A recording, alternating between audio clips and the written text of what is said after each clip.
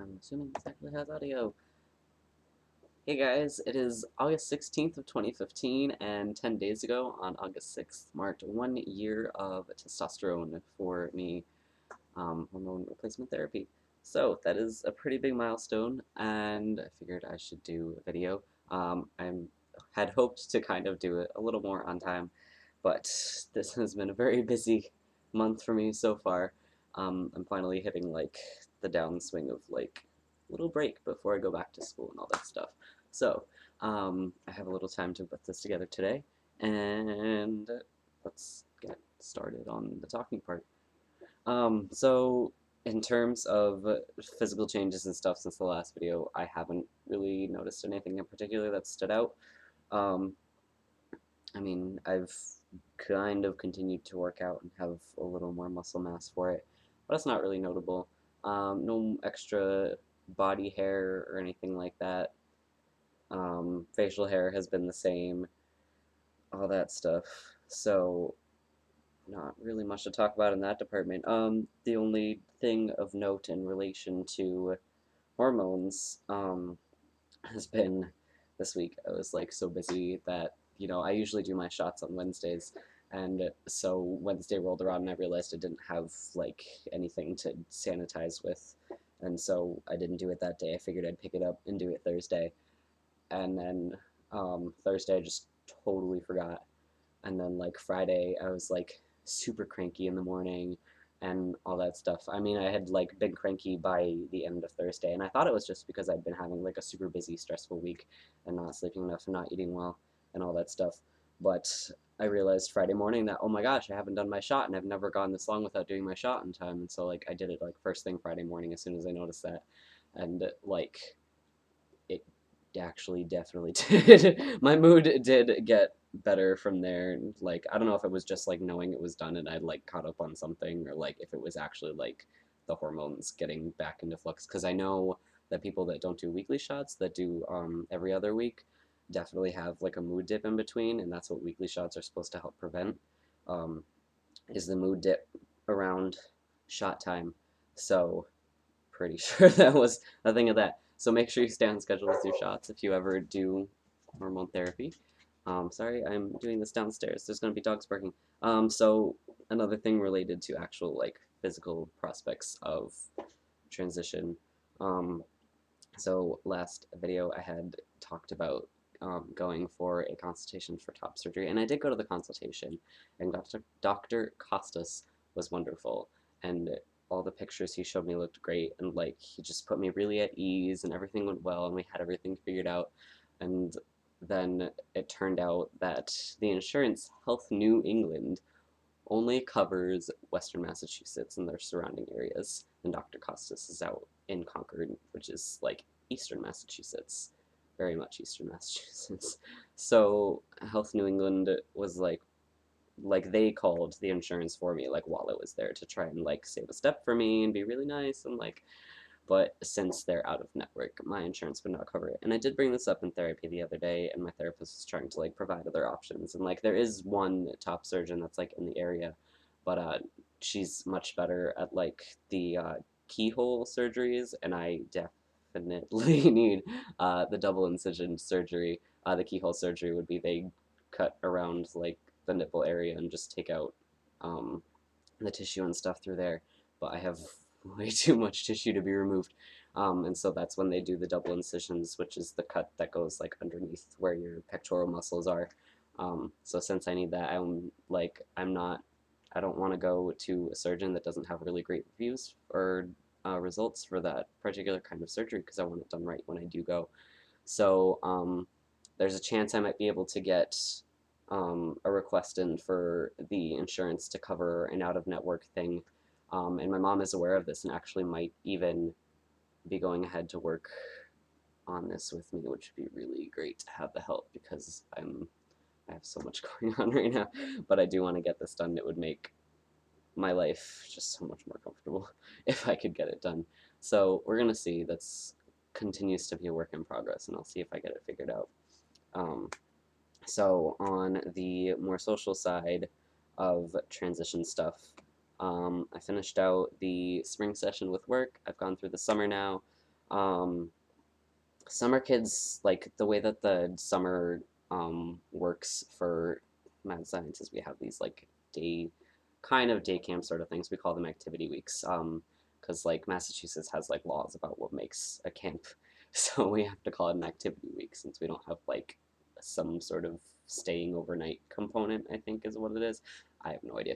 Anyways, so I taught a couple of those. I taught three of those this summer.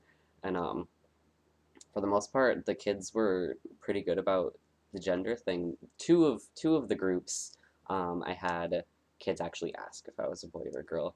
One of them was really funny because they're like whispering at each other and they're like, just ask. And I'm like, what did you want to ask about? And they're like, you a boy or a girl? And I told them I'm a boy, and a couple of them go, ah. So I'm like, pretty sure they were like had a bet or something going on. Um, and then there was like a kid in another group that um, okay, no, I guess both groups had like a kid or two that were like asking about like, but you have long hair, but you have earrings, and it's like you've never seen a boy with long hair and boy with earrings before. Like this is not new stuff. Like I don't know. And then like the camp that I just taught this week, nobody ever asked, and I was really surprised that nobody asked. Um, and like, I mean, I used part of my introduction to introduce myself as Mr.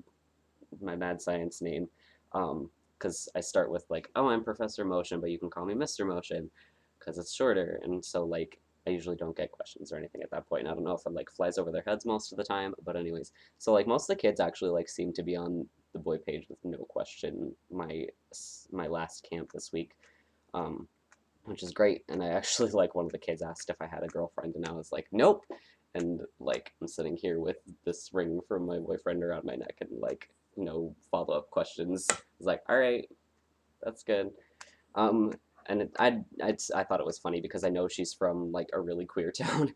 But anyways, right. So kids that I taught were great. There was a school that I did a workshop at that I was leaving, and they're like, "Oh my God, it's mad science!" And as I'm like walking past some kids that are in the hallway, they're like really angrily, really offensively asking, "Is that a boy or a girl?" And like that, like I don't. It was really tough to handle, and like anytime I have like interactions a little more like that, where like these kids seem really offended that they can't tell. And like, I'm sure adults kind of feel offended sometimes too if they can't tell if I'm a boy or a girl. I kind of enjoy it to some degree, but sometimes, when it's just like so much and it just gets to you, and like, I think about cutting my hair, but I really love growing out my hair, and like, it sucks to try and present a way that I enjoy being and not have it go over well with the wider world when I need to exist in the wider world. But anyways, that is neither here nor there. We're gonna move on. So I also mentioned that I was doing the modeling orientation thing for an agency, and so I started that orientation, and I've been going through it, and I've been stealth. I haven't told anybody. I'm not sure anybody has figured it out or anything. All of the other guys in the orientation group don't seem to have a clue. Like they seem to be right on. They think I'm a straight dude. There's like one kid that I mentioned I had a boyfriend to, and like, because he like has implied that he at least knows queer people if he's not queer himself, and I'm pretty sure there's at least one other queer guy in the group. Um, but we don't really talk about it. Um, so it's I'm trying to keep it as under wraps as possible through orientation. We had like part of our orientation is getting our comp cards done, composite cards. They have like pictures of us to like send out to people who need models and stuff so that they can see what we look like and what we do. And so we did headshots last weekend, not this weekend. Um, and we had to bring like a change of clothes and change, and like I wore a tank top under my shirt. and and the like oldest guy in the group was like in the room when I had to be changing my shirt, and I was like, oh, it's fine, I got a tank top on, because like I was worried about him being nervous about like people changing around him, but like it's to acclimate us to like the changing environment that would be at like a show or something. If we did like runway or something like that, and we had to change outfits because we would be changing around a bunch of other guys. And I was like, all right, well, I'm gonna have to deal with this. And like in 2 more weeks, we have to do our full body shots, which is I'm supposed to bring like 4 different outfits, and I'm gonna have to figure that out. Um, Hopefully, I'll be able to like, cause we like sit and watch everybody else get their pictures taken while we're waiting for ours. And like, you do your outfit, you go change, and you come back and watch until your next turn. Um, so like, hopefully I can be changing when nobody else is changing, and but I'll do the tank top thing again anyways. But okay, so yeah, I only have like I'll be done with my group's orientation is going to be done in mid-September, and I'm going to have a couple classes to make up. So I'll be done with that and getting actually into the agency and available for modeling work and acting work in mid-October is when I will be done making stuff up. So by the end of the year, I will be like out there and about. And like I don't know if I'm actually gonna get anything because it's up to like the people who hire, but I'll be available for it, and that'll be cool. And I am also like I know I'm locked in with the company because they've hired me on as one of their field reps. I just had the interview yesterday, and so I'm gonna be like standing at booths and stuff and being like, "Hey, come check out our agency and sign up for information if you want to be a model or an actor because we can represent you. Yeah, we're awesome, and you're awesome, and we can be awesome together." All right. With that all aside, so another last thing that I want to touch on, because we're nearing 12 minutes of video here, and this is before I've even edited in the whole beginning part. Um, I have gotten an apartment application in. I turned in an apartment application earlier. Well, I mean, technically it's the beginning of New Week, but I turned it in on like Thursday. So I should know by the middle of this week if we got an apartment to move in at the beginning of September, which will be really cool. We went through a rental agency that is like super career friendly. Like their home page has like a lesbian couple as like their featured. These two just got an apartment together through us, haha, advertisement thingy on their front page. And so like I've been talking to them. There's no like gender markers, and like they know that I have a partner. And they use the word partner instead of asking boyfriend or girlfriend or anything when they were asking who I was moving with. So it's me and my boyfriend and my best friend have applied for an apartment together, and hopefully we get it. Fingers crossed that everything goes through well and we can move and get settled in. I'm super excited about it.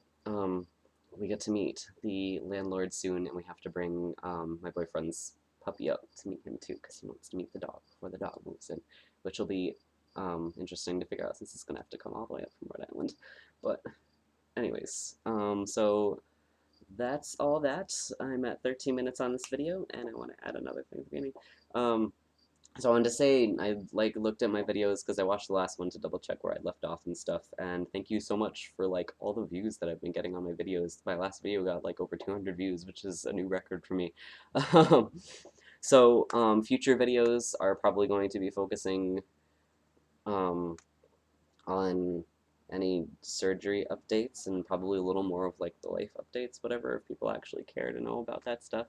Um, but I know that like as surgery things happen, if they happen in a semi-timely manner, I'm definitely going to be updating about that because I know it's good to put the resources out there for people to like look at what other people did and figure out what they're going to do.